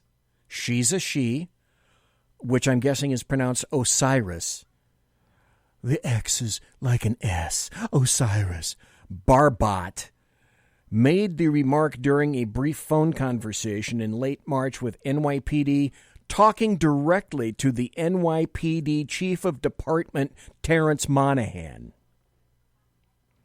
He asked for 500,000. She said, "You're only going to get 50, and I don't give two rats' asses about your cops. I need them for others." Really? Non-first emergency responders, apparently. Then, here's your lovely in New York City. Why does anybody live in an urban rat cage like New York City? I don't get it. I don't get the whole big city thing, and that's why I call them urban rat cages. So you have to wonder to yourself, I can't figure out, and apparently de Blasio and Cuomo can't figure this out either. How did New York blow up? How did we get so, well, besides inserting active COVID-19 cases into nursing homes, that's a story for another day. I blew up on Jeff Dunitz last Tuesday night. Nothing like murdering the least capable of handling this, the weakest population in your entire state, comma, Cuomo. But now, Comrade de Blasio has said, now if you guys don't act, now let me put the right accent on this. If you don't stay off the beaches, I'm going to have to fence them off. So this is de Blasio. Let's see. Do I actually have the video? I might actually have the audio of this. Okay, here we go. Here's, who is this? Bartiromo. Here's Bartiromo talking to de Blasio. Dictator Comrade de Blasio. In terms of aid to the states, to the cities, how are you going to decide who gets what? So you've had a lot of states and cities that have been very that's badly Trump. run. Let's go to de Blasio. Like your very bad current year. As an excuse to cover up for years of mismanagement, sir. Here we go. Bill de Blasio. Mr. Mayor, it's good to see you this morning. Thanks so much for joining us. Thank you, Maria. You heard the president. Are you using this COVID-19 pandemic as an excuse to cover up for years of mismanagement, sir? Hell yeah. Maria, you've seen what's happened in this city. You're a New Yorker. You've seen what has happened in this city in recent years, right before this pandemic. The highest level of employment in our history, booming economy, lowest crime since the 1950s, more and more kids graduating on time in our public schools than ever in our history. You name it, this city was moving forward. And as an American, Maria, I want to say, as an American, we're all in this together. So when New York City does well, when New York State does well, it helps the whole country. When California... Okay, this is de Blasio attempting to justify when he himself, just him, needs $7+ billion with a B dollars in federal stimulus. Federal stimulus to a state. We'll have Gavin Newsom weighing in on that in the final half hour. Comrade de Blasio, go ahead. It does well, one of the other great engines of the national economy. It helps everyone. I don't think we should be talking about red states and blue states. We should be talking about American states, American cities, how to put America back on its feet. And when I told you about that $7.5 billion, that's revenue that's gone, that pays for cops, firefighters, teachers, sanitation workers. It's gone. And there's no way I'm going to get it back. In fact, Maria, I'm probably going to see more and more revenue gone because our economy won't come back without a stimulus. And what did you spend all of that money on, comrade? Things that, paying for illegals. Things like that a lot of the people didn't want. And it's your bad spending, comrade, that got you into this in the first place. So I'm simply saying what it's going to take to get us back on our feet. Right, but you can't blame the COVID-19 for everything. I mean, even before the coronavirus, you had streams of people, individuals and businesses, fleeing the city because of the taxes, fleeing the city because of the homelessness, and fleeing the city because of the inmates that you are letting out. New York City shootings spiked nearly 200% this week compared to the same time a year ago. Crime is up. All the bad stats are up. You know that. So the question becomes about your sanctuary city policies. Mr. Mayor, bottom line, are you willing to sacrifice sanctuary city policies in order to be eligible for this money? Here we go. Maria, bottom line first, because I have a lot of respect for you, but you mischaracterized the reality.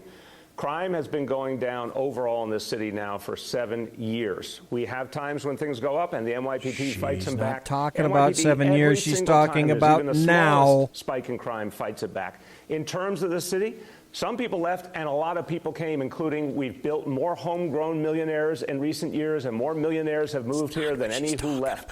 So no, in fact, highest employment in our history, Maria, before. About around you is people say the problem with Mayor de Blasio is that he hates wealth. He drives rich people out of the city with the amount of regulation and the tax. We've reduced crime, and we will continue to.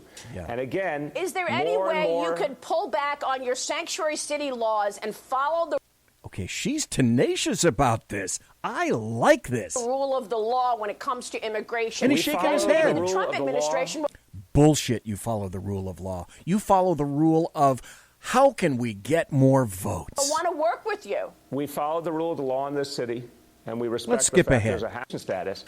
We want to fix immigration in this country. Let's have a comprehensive immigration reform. To go into nursing homes. Now we're seeing a dreadful number of people having. Here now, 12 million people. Let's stop ignoring it, Maria, and denying it, and actually deal with it as a country. Yeah. That's something the Republicans and Democrats might Let's actually talk get about together nursing on. homes. Because if we don't, everyone's going to suffer. Our economy's going to suffer. Let's deal with the reality. What do you want to say? What do you want to say to those people who are horrified by the nursing home situation, where Governor Cuomo allowed coronavirus patients to go into nursing homes? Now we're seeing it. Okay, here's what I said then, here's what I said today, and here's what I'll say now.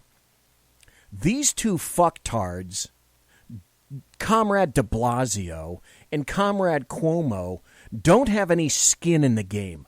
Zero skin in the game. And because of that, they don't care. They're still employed. Comrade de Blasio still getting a paycheck. Governor Cuomo still getting a paycheck. I don't hear about either of these two gentlemen who had any familial skin in the game. I don't hear that they had any family members in any of the nursing homes in the state of New York. We know that in Pennsylvania, that ugly piece of crap that was the health commissioner pulled her mommy out of a nursing home because, you know, nursing homes are okay for the little people, but us big people, we do the right thing and pull our folks out. What do you say to that, comrade? Dreadful number of people having died at nursing homes. How is that happening on your watch? We all have to do better. There's no question. We're working with the state, with Governor Cuomo. We've been supplying protective equipment to those nursing homes. We're going to do everything we can. This is a horrible human... No, you didn't. I just read a story Tuesday night from Cuomo that said PPE to nursing homes, we're not responsible for that, meaning the state of New York isn't responsible for that. That's from Cuomo. What, you don't listen to Andrew? In crisis, I think about these families, Maria. We all have to, the state actually has the regulatory role in terms of regulating. Okay, I got jacked up on this last Tuesday night. I'm getting jacked up on this stuff now. I am going to go to a full break, and then we'll be right back. Mother of God, can I get a happy story around here? Conservative media done right. You're listening to the SHR Media Network. From a public locker inside a dilapidated Long Island rail station comes a show designed to piss off liberals using truth, facts, and ridicule. The Lid Radio Show, featuring the conservative voice from the People's Republic of New York, the Lid himself, Jeff Dunitz. Tune in every Wednesday at 2 p.m. Eastern, 11 a.m. Pacific on the SHR Media Network. Go to shrmedia.com. At Lid Radio, we fight for the truth, justice, and a good kosher T-bone. If you don't listen, Hillary Clinton might sneak into your bedroom in her housecoat late at night and blame you for her election loss. It's the Lid Radio Show with Jeff Dunitz. Hey, are you guys listening? This is Shannon from Right Way with Shannon and Mike in the AM on SHR Media. I know you've been wondering where we are and what's been going on. Well, folks, that's right. We're back.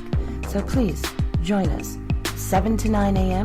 Monday through Thursday on SHR Media, on Spreaker, iHeartRadio, and Spotify, and Facebook Live at 11 a.m. on Right Way with Shannon and Mike in the AM at Facebook. You don't want to miss a minute. We've got lots of guests, lots of segments, and lots of interesting things. And let's face it, there's nowhere for you to go, so you might as well tune in. Again, Right Way with Shannon and Mike in the AM. We're back live on the air on SHR Media, 7 to 9 a.m. Monday through Thursday, audio and Facebook Live, audio and video. Yes, we are going to do video. Facebook Live, Right Way with Shannon and Mike in the AM. Hope to see you soon.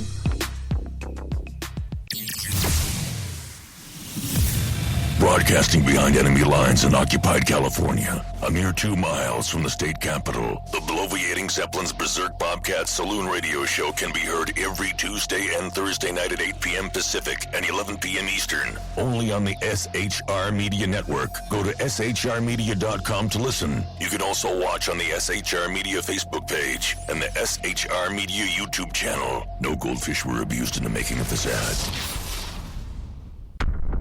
Conservative media done right.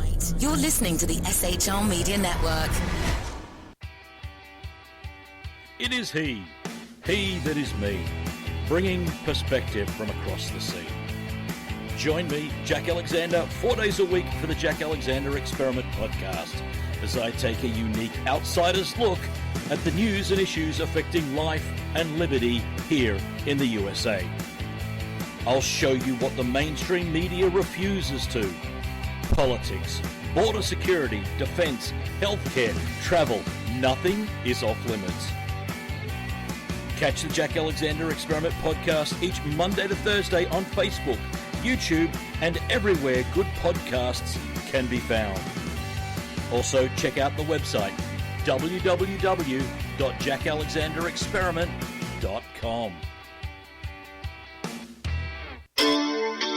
Southern Sense is conservative talk with Annie, the radio chick you bellows as host, and C.S. Bennett co-host. Informative, fun, irreverent, and politically incorrect. You never know where they'll go, but you'll love the journey. Annie is a top conservative host on Top Talk Radio and features some of the finest guests packed with important politicians and newsmakers. Listen every Friday, 3 to 6 p.m. Eastern, noon to 3 Pacific, on the SHR Media Network. Remember, Southern Sense is common sense. After 6 years covering terror and corruption, the unpleasant blind guy is making a change. I'm Dave Milner. Join me on Spreaker and YouTube through SHR Media and on the Western Free Radio Network as I team up with Jeff Mitchell, host of the English Defense Elite radio show on blogtalkradio.com. Check show pages for airtimes. It's the unpleasant blind guy. On ADL Radio. There's no surrender, ever. Because truth is not always pleasant. Conservative media done right. You're listening to the SHR Media Network. It's your business diva here, Melanie Collette. I am inviting you to a front row seat as I discuss some of the most intriguing details of wealth and finance with today's movers and shakers in the world of business. Listen in and discover financial truths on a global, domestic, and household scale. Uncover topics that will impact your wallet today and in the future. Money Talk with Melanie airs Monday through Friday, 5 p.m. East, 2 p.m. West, right here on SHR Media and High Plains Pundit Talk Radio. You can't afford to miss it. Conservative media done right. You're listening to the SHR Media Network. And we're back. It's the final 25. Shoot, let's turn the volume up on the headphones so I can hear. There we go. Now, because I have one of the world's worst cases of tinnitus, and I'm also pretty much deaf as hell, no human, no mere mortal can stand the volume level that I run my headphones at. So after I turn them down at the break, and then I turn them back up after the break, and actual human beings would not be able to stand the level that I have my headphones at right now. So I told you in chat, and I'll say it again, if anybody's interested in calling, anybody in there, even somebody from Venezuela, you can call 575-208-4481, 575-208-4481. That number actually in Venezuela is 575-208-4481. If you are interested in calling, that's the deal. That's the bitch about doing a late night show is that, you're going to get a lot more people calling and doing that kind of stuff during the day than you will at night. Because right now on the left coast, it's 9:36, which means it's 12:36 on the East Coast. It's already tomorrow on the East Coast. Well, I got to put up with that because that's the kind of show that I wanted to have anyway, so that I can say whatever I want, play whatever I want. Here's I needed this. I don't know about you guys. I needed this. I'm going to go to Happy Stories. I'm going to go to my happy place during this. Everybody needs a happy place, and I need some happy stories. There are a couple of new happy stories for tonight. Here is a take, I guess you could call this a comedic take on fear porn. This is Blue Pill People. In today's news, the death count is escalating. You should be scared. Yes, I'm very scared. Yes. Stay in your homes. It's not safe out there. No. It's not safe out there. It's only safe in here. Right. These are your rights. Unless we scare you with a virus. I am scared. The death count is even higher today. We're here to help you. The news is here to help me. It's not safe for you to make your own choices. We'll do your choosing for you. I'll be safer that way. Do as we tell you. It's for your own good. I will do as you tell me for my own good. It'll be safer if I stay in here. All small businesses need to shut down and stay shut down. Even still, it's for your own good. Please take my livelihood for my own good. The death count is the highest it's ever been. Am I dead yet? We'll censor your speech for your own good. Thank you for censoring my speech to protect the world from me. Wear a mask. It's the law. Then I'll be safe and have no identity. You can trust that these powerful leaders at the podium are looking out for you because they say all the right things. I trust you. You say all the right things. You're putting everyone at risk. I'm calling the cops. There's somebody walking outside. What's the death count now? The death count will soon be 100% of all people. Keep sheltering in place and enjoy the safety of peaceful slavery. I'll never leave my home again. In the prophetic words of Bill Hicks, you are free to do as we tell you. I am free, and I will do as you tell me. You are free. Free to do as leftists tell you. Never forget. And then we have...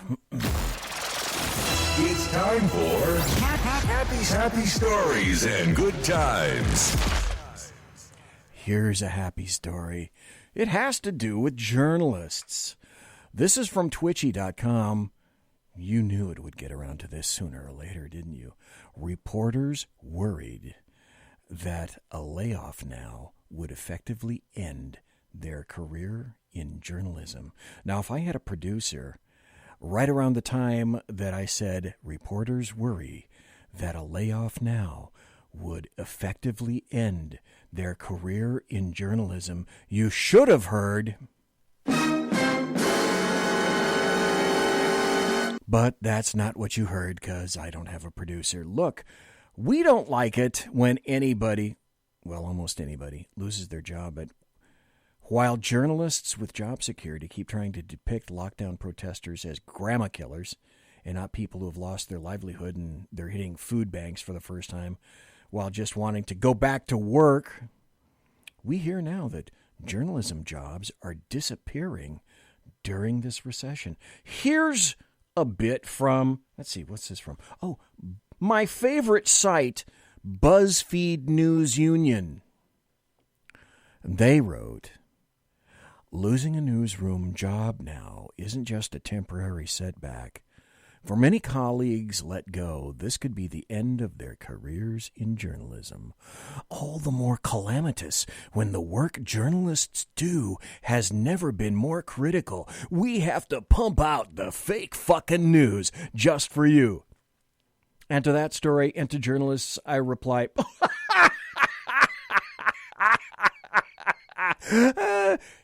you idiots brought that on yourself. Here's an actual happy story.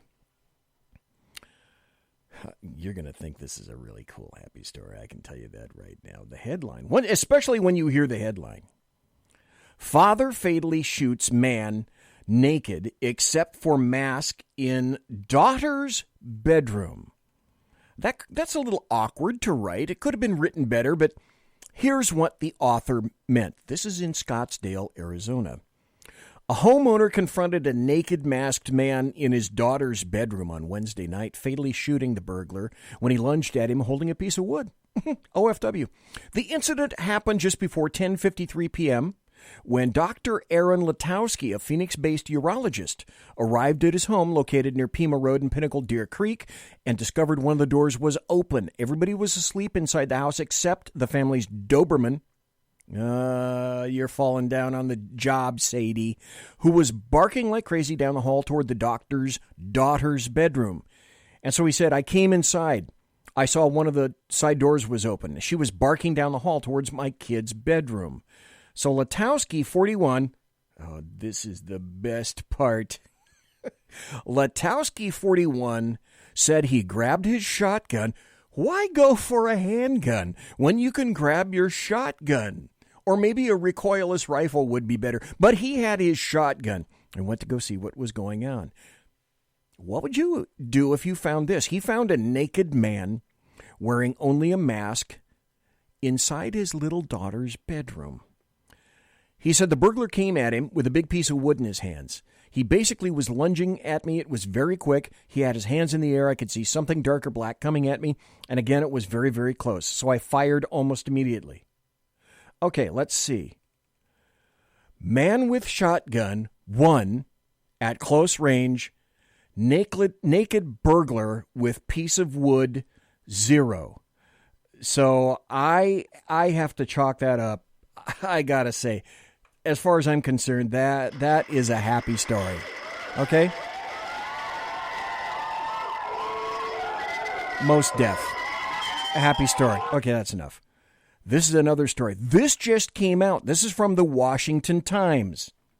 500 doctors tell Trump to end the coronavirus shutdown, saying it will cause more deaths. 500 doctors are saying this. Well, that's not what governors and mayors are saying. Hundreds of doctors wrote a letter. Hundreds of doctors.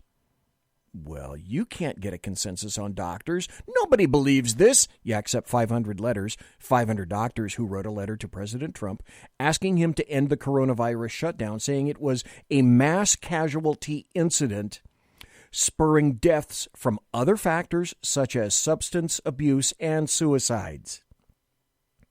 Don't allow the leftists to set the agenda and tell you what's actually happening.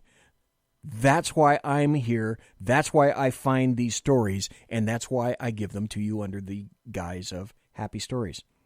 Then this just got passed. Senate passes bill removing rogue Chinese firms from U.S. stock exchanges. The U.S. Senate passed a bill boosting oversight of companies based in China and other nations that could lead to their removal from American stock exchanges. The vote on the measure, introduced more than a year ago by Senator John Kennedy and Chris Van Hollen, comes as Congress and the Trump administration seek ways to punish Beijing for its initial handling of the COVID-19 pandemic. I'd say that's a happy story. Then there's another happy story. This from the U.S. Supreme Court. From USA Today, U.S. Supreme Court blocks... Okay, you just covered me on this. Supreme Court blocks disclosure of grand jury evidence from Russia probe. Well, what happened? The Supreme Court yesterday temporarily blocked Congress from obtaining secret grand jury material from the Russia investigation, putting on hold a lower court's ruling that would have allowed such disclosures while it decides whether to take the case on appeal. What's this about? The Democrats have not dropped the Russia investigation. They are continuing with it, and they're going to go back to the Supreme Court. Definitely. If you think this has stopped, it has not stopped. Now, in the process of finding this, I have a website for you guys to look at. Let's see. msmlies.com. I'm going to put it in chat on SHR Media. msmlies.com. And I'm going to put it in Facebook chat. Let's see. msmlies.com. And you can go there and find lies broken down into, includes Fox News. Well, here's the categories. There's a ton of them. ABC, all the media, AOL, AP, BBC, Bloomberg, BuzzFeed, CBS, CNBC, CNN, compilations, Daily Mail, fact checkers, Fortune, Fox, Garbage News, Google. msmlies.com. There are a ton of featured stories. Click on it and it will take you to the expanded story. This is great. msmlies.com. Go there. Quick like a bunny. And then, here's another happy story. This one, let's see, when was this?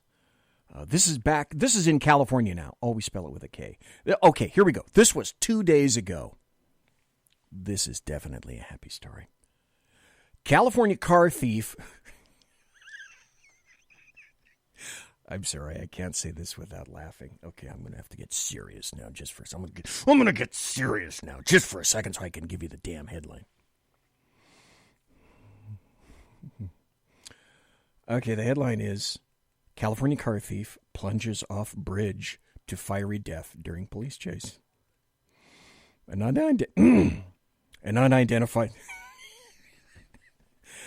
unidentified man fleeing police in a Honda Civic bowled off a Bay Area bridge in California, always spell it with a K, over the weekend, falling over 100 feet before a deadly fiery crash, according to police. The chase began on Interstate 80 Sunday evening, heading eastbound through multiple counties before reaching the Carquinez Bridge in Crockett, where the driver lost control around a curve and crashed over the edge. A CHP spokesman told Fox News the stolen vehicle burst into flames on impact. My condolences to the owner of the automobile. Luckily, I think your insurance will be able to get it back. And the driver's remains were so badly burned that investigators could not identify him right now. I got to tell you, that's a good story. Hey, but while we're talking about California, we spell it with a K, thank God it looks like I'm going to have the last 10 minutes to at least be able to get to some of these stories. I guess you could call this a happy story. Well, I think it is definitely a happy story. The Department of Justice sends a stern warning to California regarding church lockdowns. And I say this, You know what? For once, it's really nice to have a DOJ that believes in the First Amendment. The coronavirus pandemic slams and it simmers just below the surface. There's a struggle emerging regarding just what establishments should and should not be operating during the emergency.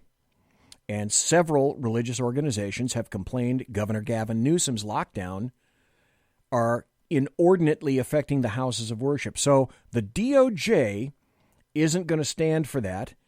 And especially while other public places are open. And so, citing Attorney General William Barr's April memorandum warning state and local governments to respect the First Amendment rights of religious freedom, Barr wrote that, arguing that while California could determine its pace of its reopening, it can't infringe on religion. And I think that's a great story, too. Now we get to the real California. Here is California, always spell it with a K. Here's what Californians are putting up with. And I know it's not just in California, but I'm focusing on California for right now. This is from the Los Angeles Times.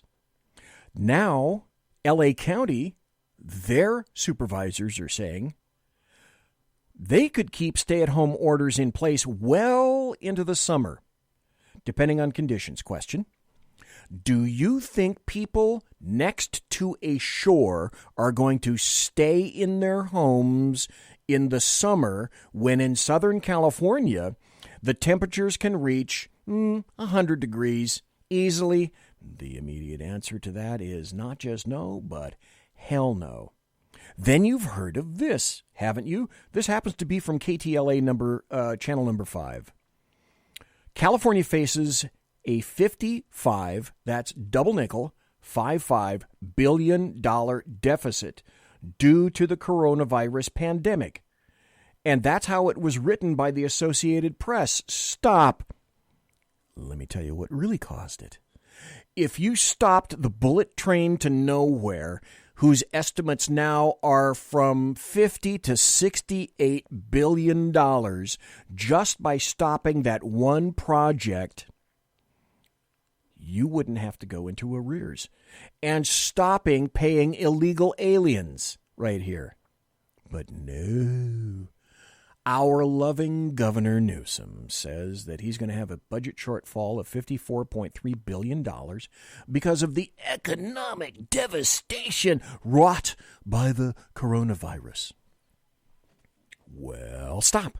What did Governor Brown at least leave the state of California with? He left it when he went away with a budget surplus. Okay. Here's the truth.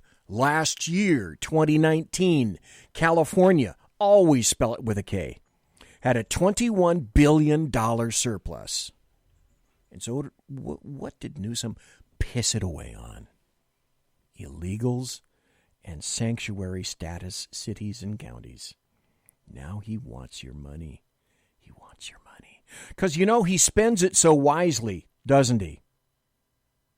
Well, Californians always spell it with a K. He managed to finagle a $1 billion. Here's your taxpayer dollars at work. He finagled a $1 billion deal with a Chinese company. Oh, this is a Chinese vehicle manufacturing company. Oh, a Chinese electric vehicle manufacturer. To produce protective masks while people were clamoring for PPE and masks. Here's what happened. All of the masks that he ordered and that were delivered, none of them met national safety and health standards. Those were NIOSH standards. None of them. Now let's talk about leftists for just a moment. And I want you to leave understanding California. And I'm planning to leave it. I'm not talking out of school or anything. As soon as I can, as soon as my wife retires, we're leaving this piece of shit behind. But even a lot of businesses have fled. Even Elon Musk has finally had it with how California is treating him. He purchased a plant in Fremont, California, which used to, at one point, build you remember when the Toyota Corolla was badged like a Chevrolet? Well, that car came out of a plant in Fremont, California that Elon Musk purchased to build his Tesla vehicles. So Elon Musk, because the state of California, always spelled it with a K, won't allow him to let his people go back to work. He was threatening to move out of California over those health restrictions. Well, he's a massive leftist. They love him. They love some Elon Musk. They love him. Until a California assemblywoman tweets out, "Fuck Elon Musk," after he threatens to move Tesla out of California. Tesla CEO Elon Musk threatened to move both the company headquarters and production facilities to where? Texas, or next door to Nevada, if they weren't allowed to reopen as soon as possible. Then Musk took to Twitter and announced that he would sue Alameda County. The Fremont plant, city of Fremont, is in Alameda County. The unelected and ignorant interim health officer of Alameda is acting contrary to the governor, the president, our constitutional free... Oh, now that he's personally... Oh, I get it. When leftists have their own rights threatened, it's okay to mention the Constitution or the Bill of Rights. Up to that, no. Yeah. So this health officer, female health officer, is acting contrary to the governor, the president, our constitutional freedoms, and just plain common sense. So that's what he said. And another tweet he wrote said, "This is the final straw. Tesla will now move its HQ and future programs to Texas, Nevada immediately. If we even retain Fremont manufacturing activity at all, it'll depend on how Tesla is treated in the future." Tesla, by the way, is in fact the last car maker left in California. So news covers this. And Assemblywoman Lorena Gonzalez, Democrat from San Diego, all she wrote was, twice, I'm sorry. In case you didn't get it the first time, she wrote, "Fuck Elon Musk." Then a couple of minutes later, she wrote again, "Fuck Elon Musk." She's a labor leader. She authored, listen to this, because I'm trying to get somebody on the show to talk to us about California Assembly Bill 5. If you know California, you'll know about this. I'm not going to go into it right now. Gonzalez, is a former labor leader. She authored AB 5, which has, by the way, nearly destroyed California's ability to work as independent contractors and freelancers. And so if you go against her, oh boy. Oh boy. Okay, so now the state of California is rolling out $19 billion in cuts. And now California is asking for funds to help them out with the Trump water lawsuit. Help us out. And in case you didn't get it, or you don't understand the motivations behind leftists, I think this is going to be the last story for the night. I really want to hear you. I want you to hear this story. Hey, Chris. Thanks for being in chat and Facebook. Now the final story. Because this is how leftists work. This is how they react. Gavin Newsom now says, first responders, he wants you to feel pain. So Gavin Newsom says first responders are going to be the first ones laid off unless California gets federal COVID-19 funds. California's Newsom says first responders are going to be the first ones laid off unless federal bucks arrive in the Golden State for the near future. So his revised budget also, by the way, says that it's going to cap film and TV tax credits. Bye-bye, Hollywood. Cut pensions. Bye-bye, PERS. Raise taxes and spends the reserves. But here's what Gavin Newsom really says and really thinks. And I think this is going to be the final notation in it all right here, if I can find the right story. Oh, by the way, before I go, I'm going to mention this once, but there's another resolution on right now to terminate Gavin Newsom's emergency powers. Now, isn't that a great thing? I think that's a wonderful, wonderful thing. Oh, and by the way, Gavin Newsom says that it's an obligation of the federal government to bail him out. It's not his spending that needs to go down and didn't need to be monitored before. Oh, no. Now his state, like New York, is a priority. And your federal dollars from Texas, Louisiana, South Dakota, North Dakota, Wyoming, Montana, Iowa, Ohio, your tax dollars need to go to him so he can piss all that money away. Here in California, always spell it with a B. Monsieur has unlocked!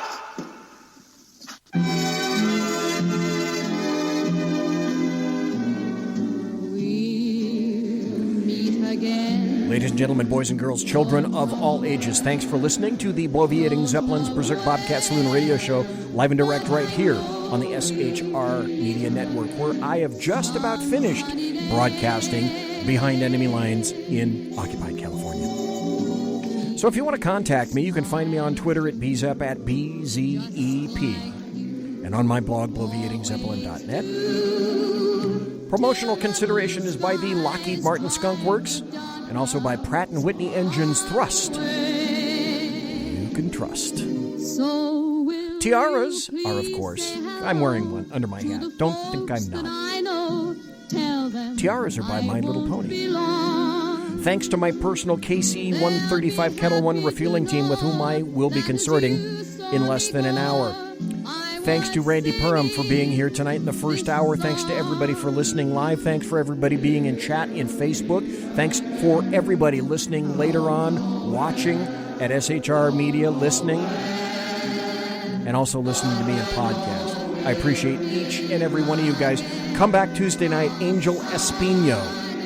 It's going to be in the Saloon. God bless. Have a great weekend. Take care. Be safe.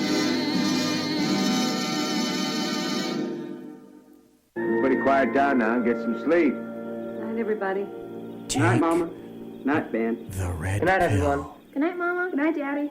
Good night, children. Good night, Daddy. Good night, Elizabeth. Good night, John Boy. Good night, Jim Bob. Good night, Jim Bob. Good night, Jim Bob. What's going on? I was asleep. What's everybody doing? Take Good night, Jim Bob. the red pill.